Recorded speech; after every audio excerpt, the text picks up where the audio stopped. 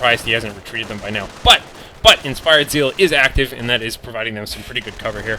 So we'll see these guys moving around. But like I said, on the subject of hero units, especially when you see people using lots of hero units, I don't view that as cheap or bad or unfair or anything like that. I think that's just the natural progression of the game. You're gonna, I'm gonna continue this lecture later because we have a nice little ambush coming here from the Rangers. Oh my God! Hand grenade goes off, completely takes out that HMG team, and now they're just firing away, firing away. I'm gonna get in close to see what these guys are. Looks like they do have the Tommy gun upgrades. You can hear that little rat-a-tat-tat going on, doing some damage to the Pioneers, running away, and now activating infantry attrition. Infantry attrition, if you're not aware, anytime you lose a squad during the entire duration that infantry attrition is up, you gain that squad back in full. So you get completely reimbursed for any lost squads. It's a suicide tactic kind of move. A little strange. Now we will see that the first thing to come out of this Storm Armory was, oh my God, it was an officer. I never see officers. But anyhow, pumping out the Pumas just in time to bump into the Rangers, who are equipped with double bazookas doing their thing. Gonna try and chase down this Puma here and see what's going on. Boom! Running over the mines, taking 2 casualties here. Continue to chase the Puma down. Note that Addas is not returning fire. He is just letting these guys just do their thing. He does not actually want to kill anybody while they are under the effects of infantry attrition. So anyhow, let me pause it for a sec. There's still activity going on here, but I want to say on the subject of hero units, I think it's very important to think long-term. That, i.e., once this game has been out and in retail for quite a while, everybody's going to be level 50, and everybody's going to eventually have these units and that sort of thing. And so I think it's only fair to just, get used to people having these units, because they're going to keep having them, and they're going to keep having more of them. So, Venerable Volksgrenadier is coming on out. Having some, just chilling out here, completely unaware. I guess they're maybe a little aware that this is going on.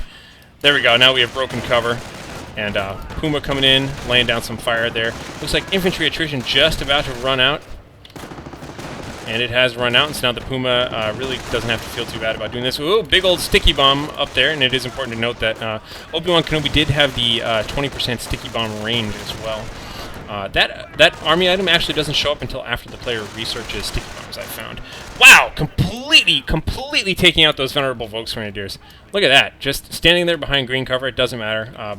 Browning automatic rifle doing the business. So, pretty good action going on there. We have the Bargain Volksgrenadiers and I believe the Accomplished Volksgrenadiers here, now moving up through the center. And still really no changes. We have a single medic station and a single barracks for ObiwanKenobi, but for the most part, I think he's just going to be pumping out Rangers, pumping out infantry. Let's take a look at his army size at the moment. It is 2 infantry squads, 1 Ranger, and the stolen HMG team, along with his defense engineers, who are way up here doing their thing. So, not looking super good. In fact, I think what we just saw Addas do there was a pretty good reaction to infantry attrition. He killed a lot of the units and then backed away, so that at the end of the day, all that ObiwanKenobi had was a bunch of wounded squads that he had to manually reinforce, the old school way where you have to pay money for it, So that's not a bad idea. Now we have double Pumas out here. You can see where he's going with this. He understands. Now he understands you have to be a little bit careful though, because double Pumas versus Rangers is not, nearly as lopsided as Pumas versus infantry, just because of all the bazookas flying around everywhere. We can see the Panzer Shrek, Berger's Panzer Pioneers. I think I'm going to start calling this guy, by the way, this guy, the Wilson's Rifleman has Bazooka Joe that I like so much. I think this guy, who's quickly becoming my favorite, is going to become Panzer Shrek Johann. He's pretty cool. He does, likewise, quite a few comedic things. Accomplished Volksgrenadiers, not sure where you guys were going, maybe just testing the field of fire out there. Yeah, we'll just send those guys out there. But the Puma Armored Car, now Vet 1, by the way, has 20% increased sight range. Kind of a strange upgrade to have for your Pumas, but not bad. And taking a little bit of a bazooka shot to the side, they're going to have to back away. Good micro, though. Good control of his units.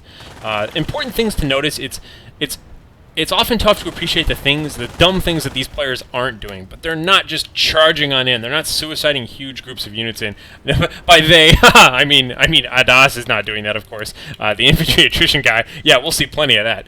But as far as Addas is concerned, very careful, deliberate use of his armored cars, and not trying to squander them away on quick gains or anything like that.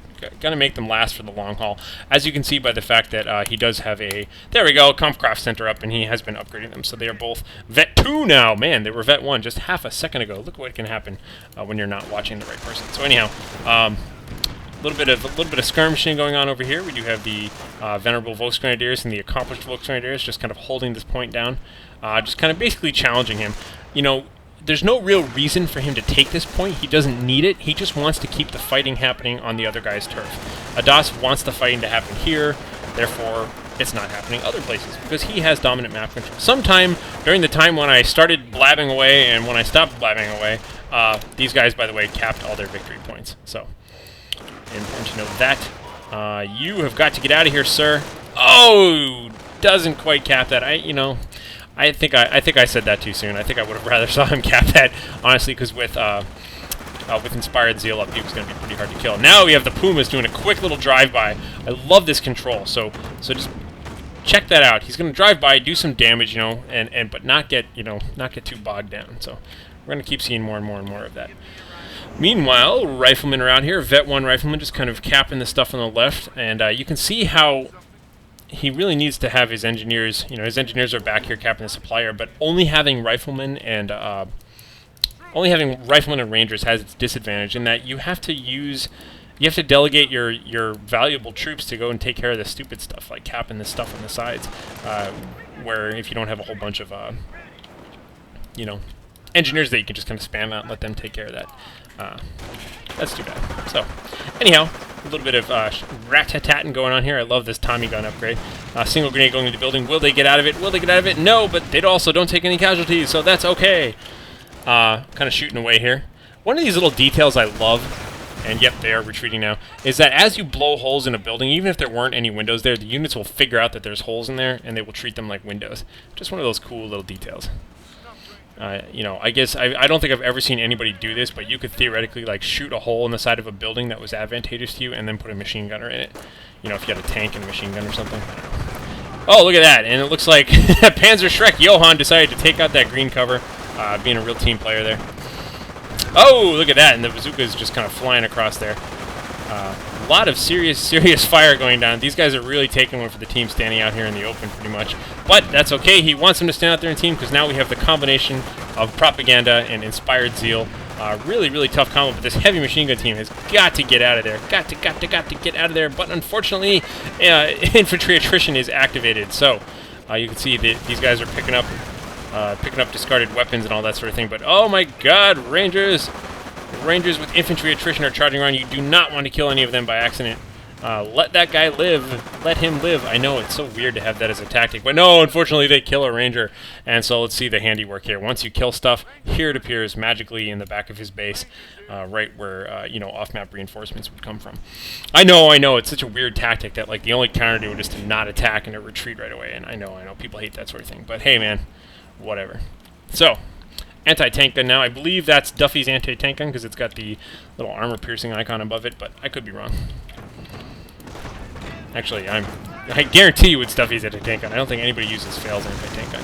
Sorry, Mr. Fail, whoever you are. So, the Puma armor cars, again, just doing some nice little light driving by here, kind of staying just out of range of these guys. Very deliberately engaging guys who have bazookas and doing it well. I like the Puma usage that I'm seeing in this game. Very good micro, very good control, and understanding of the kind of stuff that they need to do. Meanwhile, this is a little ballsy here because something's capping it, but for all you know, it could be a whole squad of Rangers. And thankfully, it's not, and the Pumas are just going to open fire and do their thing.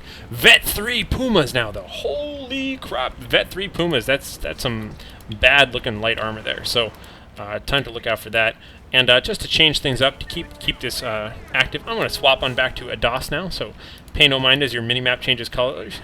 Anti-tank gun now available. Certainly some metagame thinking going on there. Again, I don't really think he's scouted his base or anything like that, but he knows that there's a possibility that M10s could be coming out soon or something like that, and he wants to be ready for it. Not a bad idea. Good to have insurance plans and that sort of thing out. ObiwanKenobi's got some mines out front. We see the medics being a lot braver than I would be in that situation. And actually, it looks like they're not even getting shot at because right then a bunch of Rangers popped up out of nowhere. However, are they going to get out of here? Is he going to let them go?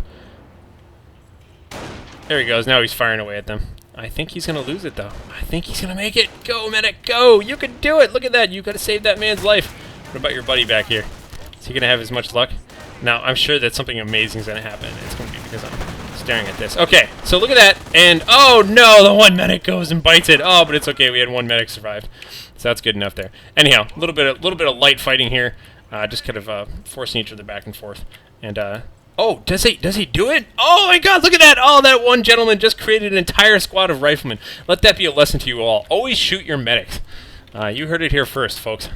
Because the one time you don't, you just never know, man. You could pump out an entire infantry squad right there. So, Geneva Convention, be damned.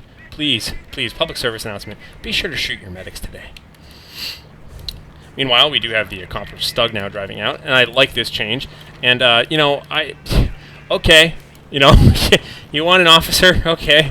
Want him to sit there all game and do that? I mean, I'm not going to criticize it. Maybe, you know, maybe he has some timing in his head that, whoa, damaged engine going on here. And notice that these riflemen have just been picking up the lost bazookas. Oh, let's see, he's going to make it by one more bazooka shot. Oh, and it's going to go right after the engineers instead. Meanwhile, the second Puma armored car is going to come up here and put some more pressure in. Boy, these guys have to get out of there right now. Oh, and they all go down. Puma's very effective against infantry, in case you forgot. A lot of people like to think they're invincible.